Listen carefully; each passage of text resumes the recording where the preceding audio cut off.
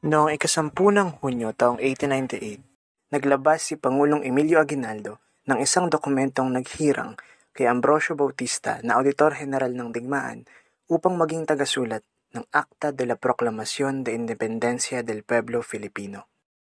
Isang sulting hahayag at magdedeklara sa kasarinlan ng Pilipinas. Sa proklamasyon, inihayag ni Bautista na ang rebolusyon ay tugon sa pagmamalabis ng mga prayle, Guardia Sibil at mga Kastilang General. Ang deklarasyon ng kalayaan ay pagbibigay ng hustisya sa kamatayan ng Gomburza, ni Rizal at ng iba pang nasawi ng nakikipaglaban para sa kalayaan. Ayon kay Gregorio Saide, isang historiador, mahigit kumulang 150 ang pumirma sa nasabing proklamasyon ng kalayaan. Ilan sa mga ito ay taga Cavite tulad ni na Ladislao Diwa, Baldomero Aguinaldo at Mariano Trias.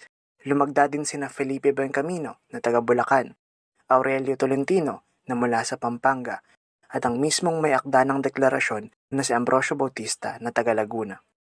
Pumirma din sa proklamasyon ng isang L.M. Johnson na isang Amerikanong koronel.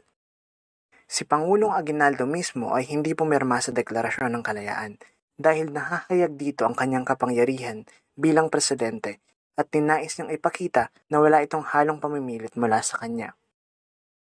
Pagsapit ng ika-12 ng Hunyo taong 1898, mag-aalas 5 ng hapon, sa tahanan ni Pangulong Aguinaldo sa Cavite El Viejo, probinsya ng Cavite, idineklara ng presidente ang kalayaan ng Pilipinas.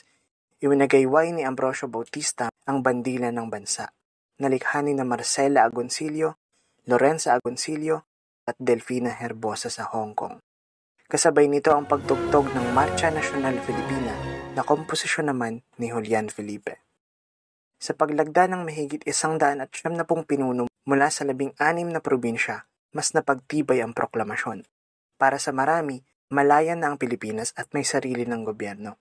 Kaya naman, noong ika-15 ng Setyembre taong 1898, itinatag ang Kongreso ng Malolos sa simbahan ng Barasawin sa bayan ng Malolos, Bulacan, na lumikha sa bagong konstitusyon ng Malolos.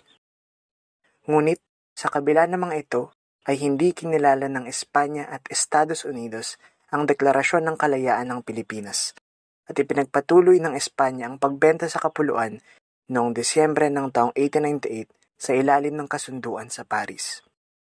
Bunga nito, opisyal na napawalang bisa ang Deklarasyon ng Kalayaan at napasailalim ang bansa sa Amerikanong pamamahala sa sumunod na 4 na dekada.